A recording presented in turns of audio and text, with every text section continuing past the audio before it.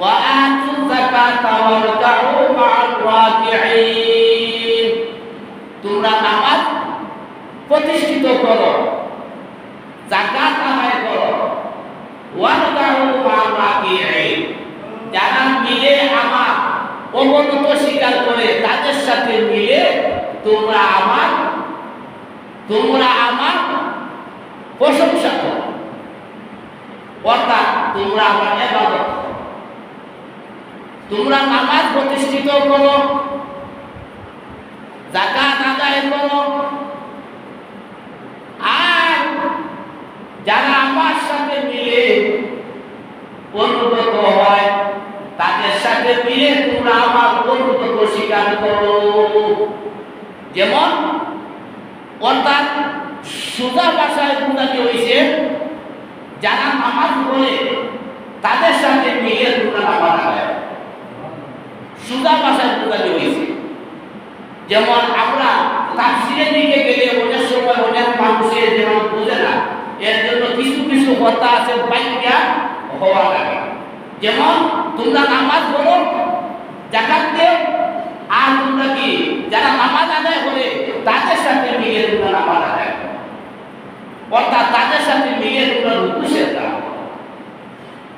নামাজ প্রতিষ্ঠিত করা,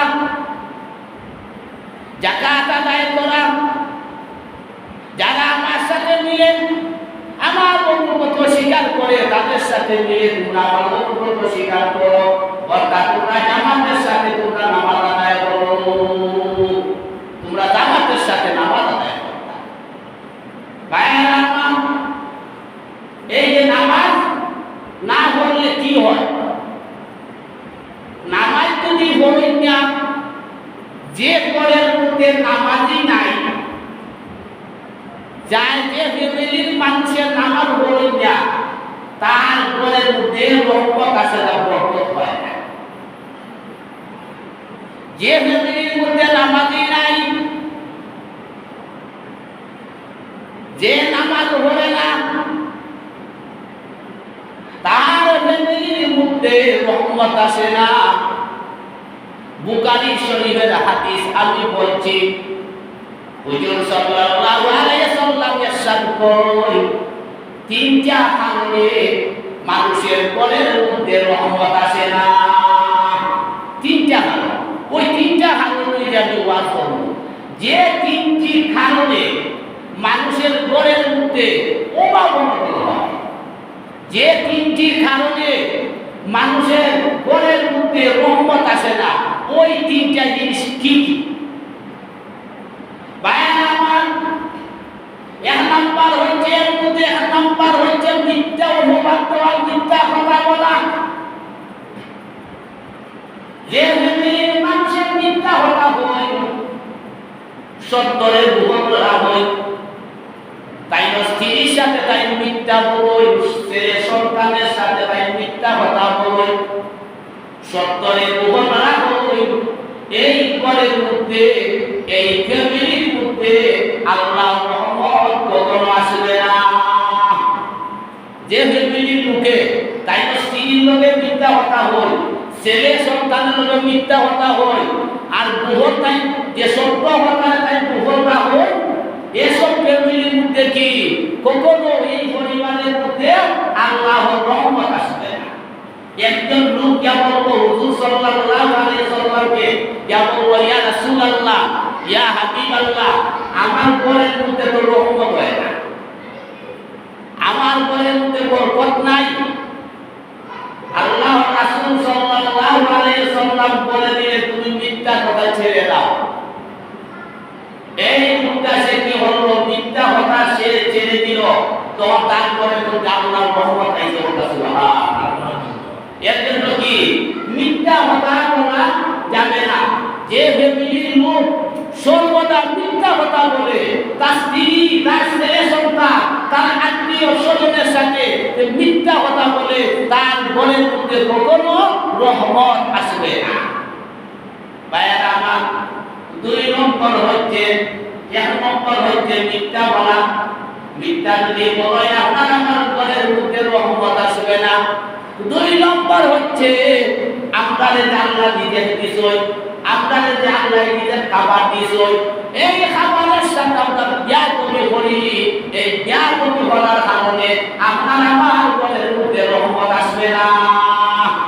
আল্লাহ যে নিয়ামত আমরা যে আল্লাহ যে নিয়ামত দিছো নিজের যেগুলা দিছো না খানি আমরা যে খাই এগুলা কি করি এগুলার সাথে আমরা বিয়া কবি করি। বিয়া কবি বলতে কোনটা হচ্ছে আমরা অবশ্যই আমরা খরচ করি এগুলা আমরা অবশ্যই খরচ করি। আমরা অনেক সময় সেন্টারের মধ্যে বিয়া যাই না আমরা সেন্টারের মধ্যে বিয়া যাওয়ার পরে দেখা যায় আমরা কিছু পেলে দেখাই কিছু আমরা ব্যাখ্যা দিলাইছি কিছু আমরা রাখি যাই যে বন্ধতা বজায় রাখি ফুচা খাইলে হয় দেহ রাখছোস জীবনে যা খাইছে ওই ফুচা বাচ্চা মনে খাই না। হ্যাঁ আল্লাহ আসলে হইছ এগুলা অবশ্যই নিষেধ কর এগুলা অবশ্যই হতা না। আমরা ফুচা খাইলে বা খান জীবনে খাইছে না তুলে দিবে দেখ খালি দেখাল বন্ধতা নিশ্চিত আটা খাইয়া আর আটা ভালোই এগুলা আল্লাহ নিজের সাথে বিয়া করবি আপনি যতটুকু খাইতে পারবা কতটুকু আপনি ব্যবহার করতাম আপনারও বছরে খরচ করতাম না।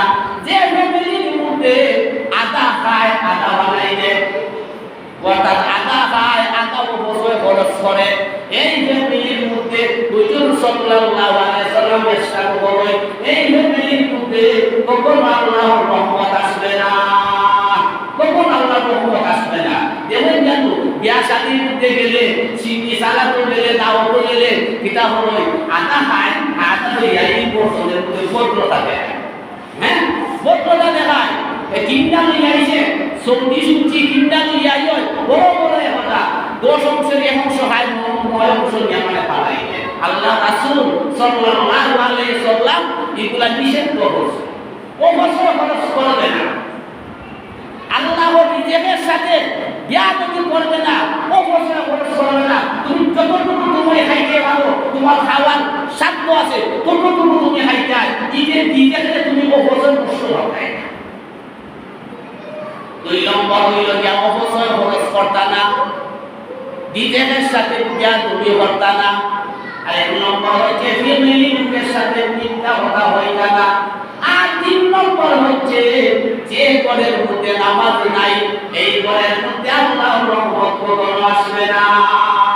যে ঘরের মধ্যে নামাজ নাই এই যে ঘরের মধ্যে নামাজ নাই এই 3টা কারণ যে ঘরের মধ্যে আছে 3টার মধ্যে যে কোনো ফ্যামিলির মধ্যে একটা থাকে মিথ্যা বলা অবশ্যই খরচ করা নামাজ ছেড়ে দেওয়া এই 3টা জিনিস যদি আপনার আমার ফ্যামিলির মধ্যে থাকে তাহলে কি হইব আপনার আমার ঘরের মধ্যে রহমত আইব না। যেমন যে রাস্তা 3 হাত হলো হইল তো হলো বরকত নাই। 30,000 টাকা মাসে চাকরি হলরা মাস শুরু করার আগে 30,000 টাকা কি আছে না নিবি বলা। হ্যাঁ 30,000 টাকা মাসে কাম হলরা চাকরি হলরা আর হলে দেখা যায় 30,000 টাকা কি আর হুজুর হতে দেখছেন 5,000 টাকা মাসে চাকরি হলো 5 ঘন্টা দেখা যায় 8 টাকা তারা হোটেলের মধ্যে তাকে আর এলাই চিন্তা হচ্ছে না বলে বেতন কমাই তাকে দেওয়া হুজুর হতে গেলে তারা চিন্তা করে না বুঝতে তারা হয় এটা একটা রহমত এটা একটা রহমত। ভাই আমার নমাজ ছাড়তে পারতা নাই অবশ্যই খরচ করতে পারতা নাই। আমাদের মা বোনদের স্টিলের আলমারি খুললে দেখা যায় অনেক কাপড় আছে জানি প্রত্যেক ঈদে প্রত্যেক মৌসুমে উনি মার্কেট থেকে কাপড় কিনতেছেন আলমিরার মধ্যে জমা রাখতেছে কাপড় বইটা ঘুরানি যাইতেছে না 50টা 60টা সেট আছে টিভি আছে এগুলা বছরে খরচ করা এগুলা নিষেধ করছে আল্লাহ রাসূল সাল্লাল্লাহু আলাইহি ওয়াসাল্লাম হুজুর সাল্লাল্লাহু আলাইহি ওয়াসাল্লাম একদিন মা ফাতেমা রাদিয়াল্লাহু তাআলা আনহার বাড়ির মধ্যে গেলেন গিয়া দেখেন দরজার মধ্যে ঠুকা দিলেন দরজা খোলা হইল গিয়া দেখেন মা ফাতেমা রাদিয়াল্লাহু তাআলা বসে বসে নফল ইবাদত করতেছেন। হুজুর ডাক দিয়ে বলেন মা ফাতেমা তুমি আমার মেয়ে তুমি আমার মেয়ে তুমি জান্নাতের মহিলাদের সর্দার তুমি আমার মেয়ে তুমি হাসান হুসাইনের মা আর তুমি বসে বসে নামাজ পড়তেছো তুমি দাঁড়িয়ে কেন নামাজ পড়ো না? ফাতেমা ডাক দিয়ে বলে ইয়া রাসূলুল্লাহ কাপড়টা রয়েছে এগুলা ছিদ্র হয়ে গেছে আমি তাকাই আমার শরীর দেখা যায় আমার কাপড়টা ফেটে গেছে টান দিলে হয়তো সিরিয়া যাবে এর জন্য আমি বসে বসে আমি নামাজ আদায় করতেছি বলেন সুবহানাল্লাহ এর জন্য বসে বসে উনি কি নামাজ পড়তেছেন আর আপনার আমার আপনার আমার স্ত্রী বলেন যখন আলবিয়া চোখে শুইলে গেলেন হায় বাবারে খালি খাবো না খাবো ব্যবহার করতেছে না ব্যবহার করে না প্রত্যেক ঈদের সময় 30 একটা না দিলে দেওয়ার সমস্যা প্রত্যেক মৌসুমে খাবার না দিলে সমস্যা মেয়ের যে বাপর বাড়িয়া খাবার যদি না দিয়া দেয় তো আকাশ ঘুরে গেছে আর বাপর বাড়ি বাইতে এগুলো অবশ্যই খরচ করা কি শয়তানের স্বামী শয়তানের হাসি ঈদের নষ্ট করতা না আপনি যতটুকু খাইতে পারবা আপনি কতটুকু ব্যবহার করতাম আপনার যেগুলো কমজোর আপনি ওইগুলো আপনি ব্যবহার করতাম আপনি অবশ্যই খরচ করতাম না আপনি যদি অবশ্যই যদি খরচ করেন আপনার আমার ঘরের মধ্যে আল্লাহর রহমত আসবে না আপনার আমার ঘরের মধ্যে রহমত আইতো না এক নম্বর কি মিথ্যা কথা বলা ফ্যামিলির মুখে যদি মিথ্যা বলে ছেলে সন্তানের মিথ্যা কথা বলে আপনি আপনার স্ত্রীর সাথে মিথ্যা কথা হইতেছে মিথ্যা কথা বলা মহাপাপ সত্য কথা বলা মহত্বগুণ আপনি যদি মিথ্যা কথা বলি ফ্যামিলির লোকের সাথে আর সত্যের যদি বলে রাখি আপনার আমার ফ্যামিলির মধ্যে পরিবারের মধ্যে কখনো রহমত আসবে না মিথ্যা কথা ছেড়ে দিতে হবে 2 নম্বর হচ্ছে কি অবশ্যই খরচ করতে পারবে না 2 নম্বর অবশ্যই খরচ করতে পারবেন না খানির সাথে বিয়াদবি করবেন না আপনি যতটুকু আপনি খাইতে পারেন ততটুকু আপনি খাবেন এই খাওয়া আপনি কি অবশ্যই পাবেন আপনি আদা খাইলা আর আদা মেমনে ফালাই দিলা এগুলো আল্লাহ নিজের সাথে বিয়াদবি হয় এগুলো আল্লাহ নিজের সাথে বিয়াদবি হয় এর জন্য কি এগুলো অবশ্যই খরচ করা যাবে না 2 নম্বর ও 3 নম্বর হচ্ছে কি নামাজ ছেড়ে দেওয়া যাবে না যে ঘরের মধ্যে নামাজ নাই এই ঘরের মধ্যে আল্লাহর রহমত নাই আপনি এই সময় ফজরের নামাজ পড়বা ফজরের নামাজ যদি আপনি আদায় করেন আপনার ঘরের মধ্যে আল্লাহর রহমত আসবে আর সারা দিন যে আপনি যে রুজি করবেন এই রুজির মধ্যে আপনার বরকত আল্লাহ দান করে দিব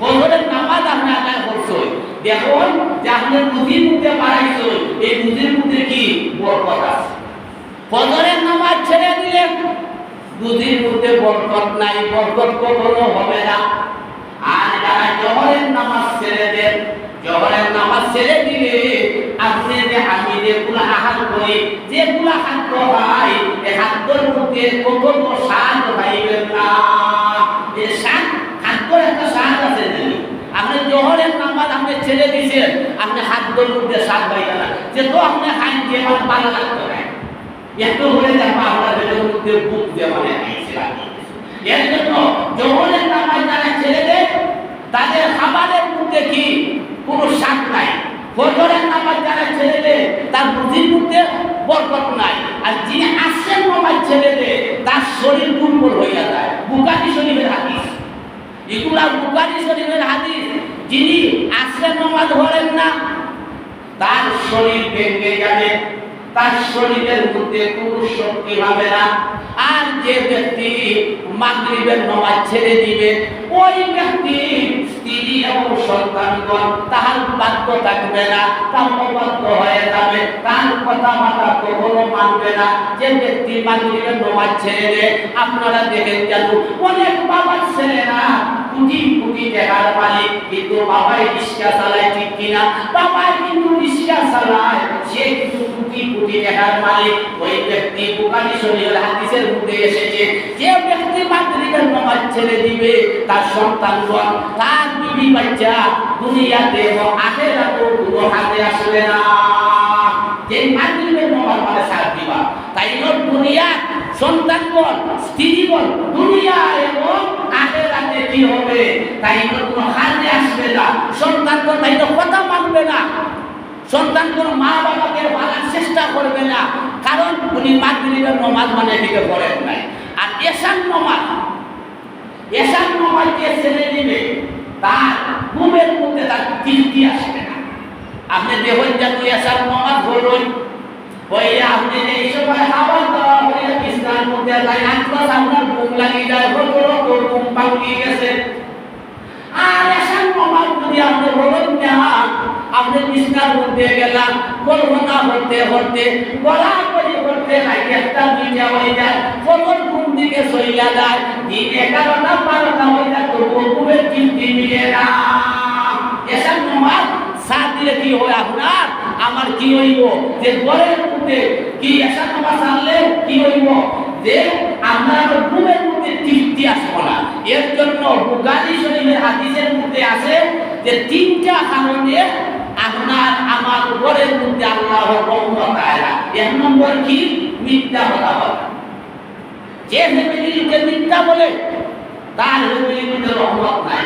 2 নম্বর, যে ফ্যামিলির লোকে অপচয় খরচ করে, যে অপচয় খরচ করে খাবারের সাথে যদি বলে আদা খায়, আদা আল্লাহ নিজেকে ফালাই দেয়, তাতে 2টা খাবার 3টা খাবার হইলে যথেষ্ট।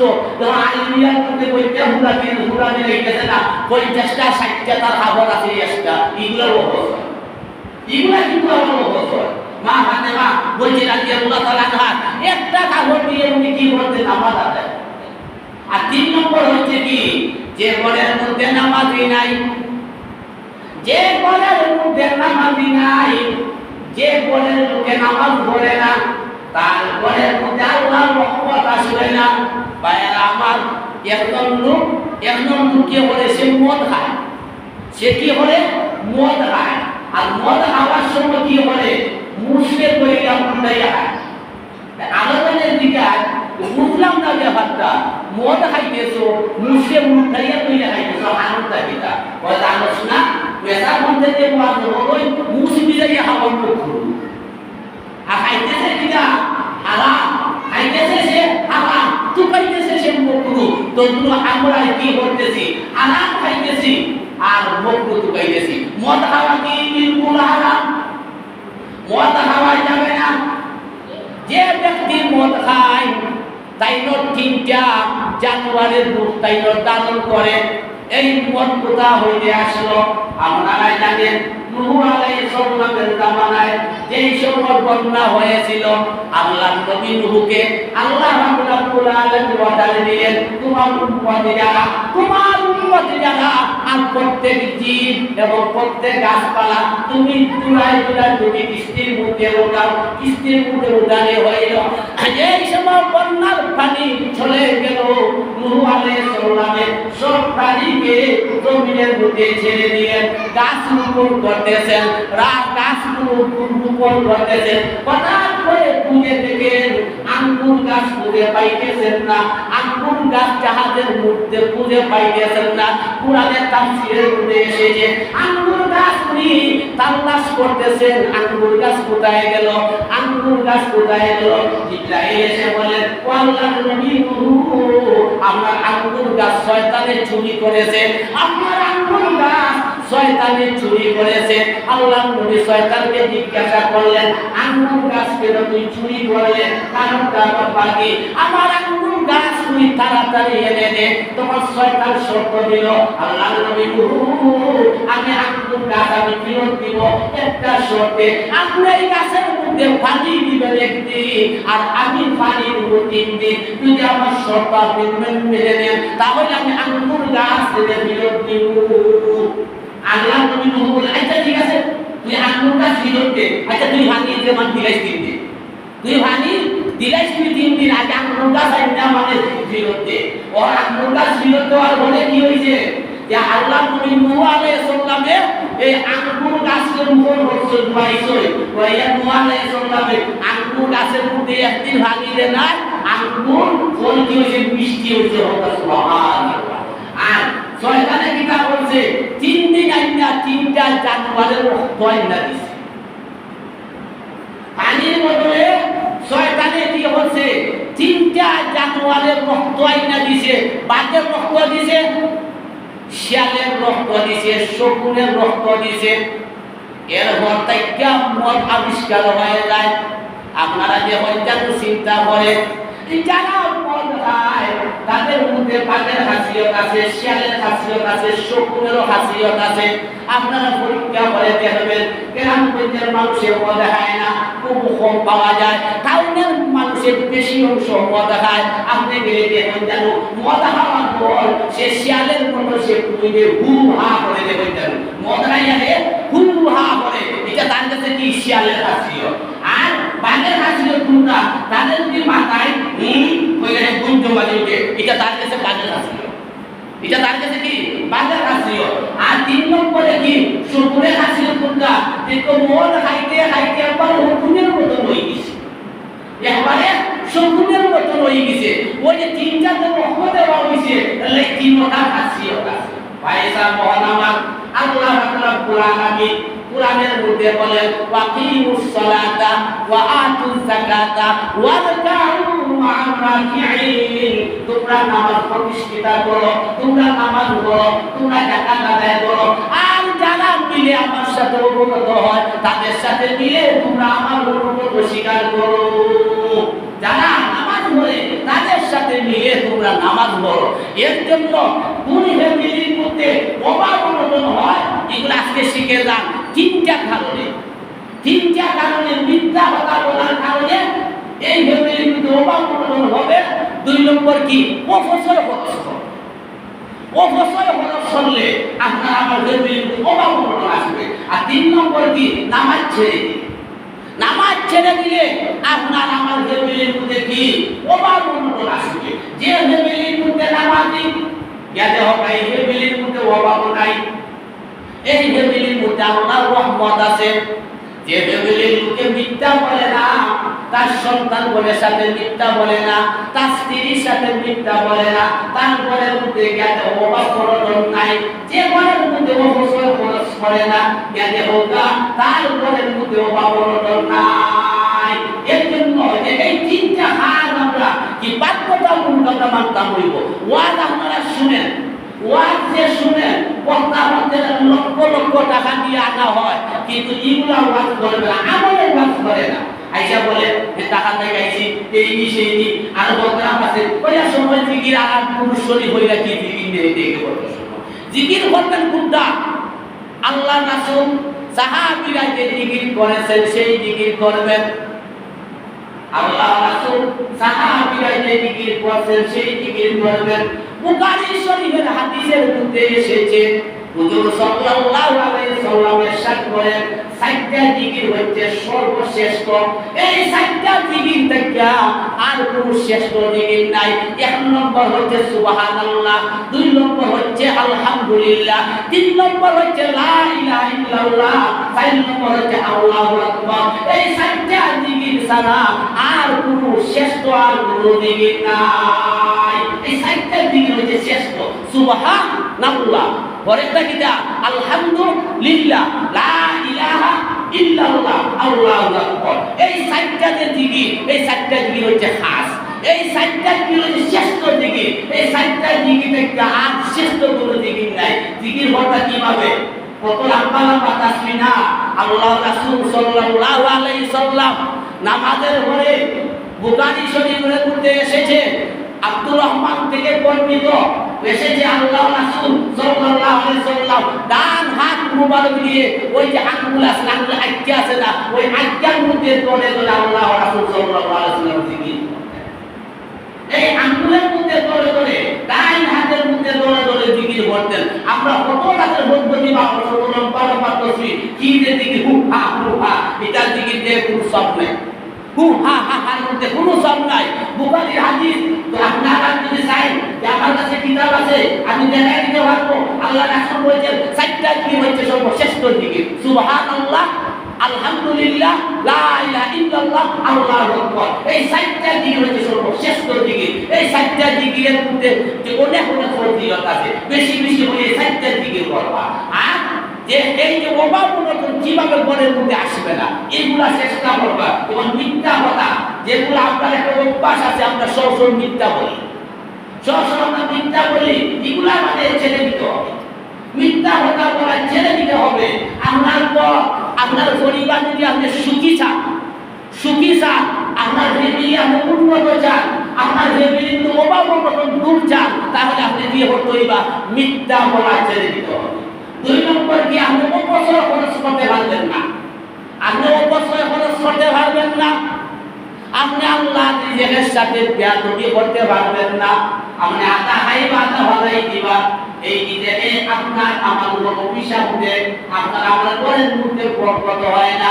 3 নম্বর হচ্ছে নামাজ ছাড়া যাবে না। যে ঘরের মধ্যে নামাজ নেই এই ঘরের মধ্যে আল্লাহর রহমত আসে।